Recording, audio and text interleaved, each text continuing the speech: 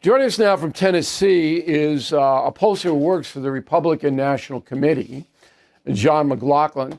Mr. McLaughlin, you've seen him before on the No Spin News. Very accurate in his assessment, we believe, and we're pretty tough on the check on his stuff. So why specifically is President Trump losing ground in the polling? I think he's focused on government, not a political campaign. So when we had his campaign, by the way, you and I saw him on September 11th at Yankee Stadium, and he asked about his poll numbers that night, and he said, he said, we have our highest job rating ever. I said, no. I said, you had your highest job rating ever on the night that you were elected president again in November of 24, and January it was high, but through the year, you get consumed with running the government instead of running a political campaign. And he's done a lot. He's passed his tax cuts. The economy's starting to percolate again. He's done what he needs to do to lay a foundation so that the Republicans can be successful in the midterms.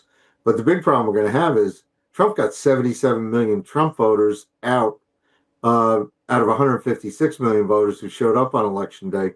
But what we're seeing through the course of 2025 is special elections, other elections, New Jersey, Virginia, the Trump voters aren't coming out as heavy as they did when he was on the ballot. And the Republicans don't have the same kind of feel for the issues that Trump does or the campaigns. So we've got to get Trump back out on the road. And tonight, but there is disenchantment, according to your own poll, John, taken in mid-November. Direction of the USA, right direction, 38, wrong, 56.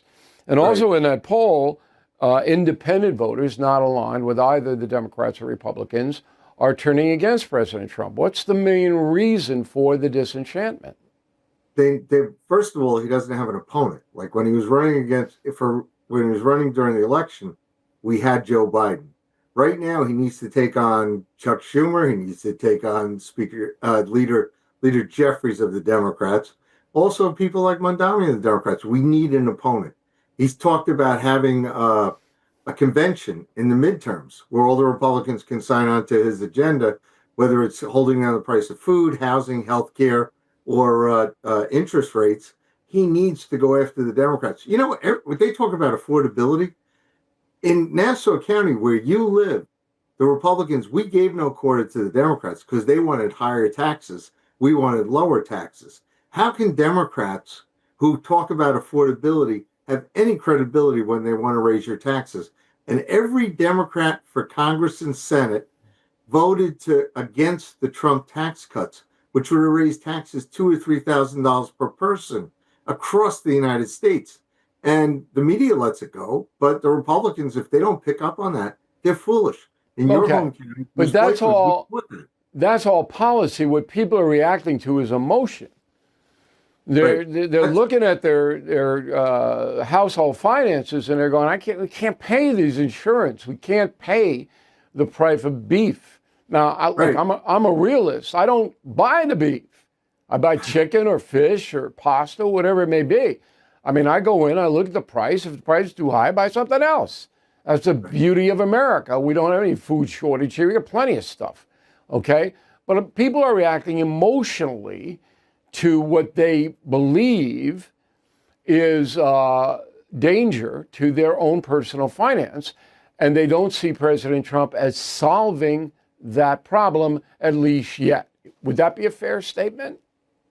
That's fair, but it's not quite fair because we have political opponents in Democrats who lead to those policies that, President Trump has cut the price of gas. You've seen that. Yeah. When you were talking about beef or some of these food products, we're still trying to fight off the policies that the Democrats want to keep in place from Joe Biden. When you talk about the price of health care, they don't want to reform Obamacare, where the premiums have gone up. They want to continue the healthcare tax credits to subsidize the insurance companies, but they don't want the insurance companies to lower their premiums. So we have to fight for those things, and it's a debate. So when you talk about emotion, a campaign is based on emotion. It's based on a political debate. I don't think, you and I are disagreeing here. And one of the rare times, by the way, I don't think that the average American is going to take all that into account. It's a simple equation for most people. President Trump promised to bring prices down. Right. Prices aren't down for my insurance, and they're not down for certain food that I want. Mm-hmm. So I'm going to give the other guys a shot. That happened in the first term, Trump's first term. He lost 41 seats, Republicans did, in the House. It's all emotion. So what I'm saying to you is that President Trump, who's a master at this, should campaign on emotion, yes. Yeah. Say what you just said. Look, the Democrats mess this whole thing up. But here's my solution coming to you shortly. And then list the solution. Wouldn't that be the way to do it? That's very good advice, but we do have to have a good campaign is based on two sides in the debate. And Trump will lay out he'll do it tonight, he'll keep doing it through all during the year. But on the other side, to get the voters out and to win among the voters, we have to expose the Democrats. It has to be a contrast. Okay. There's no way we do this by ourselves. But I don't know how effective that's going to be. Because, and let me give you another historical example. Obama tried that in his second term. He tried that, and he got whacked because it was emotion. They didn't feel that Barack Obama was running the country well, and he waxed them. All right? Anyway, last question, demeanor.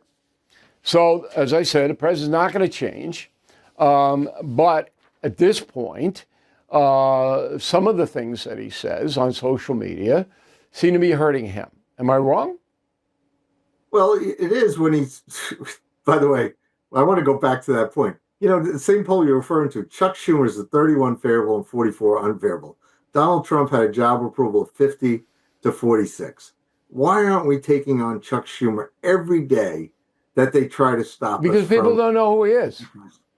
They don't know. No. If you walk out in the mall right now and you stop people outside of New York State, say Mississippi or Michigan, and you go, hey, what do you think of Chuck Schumer?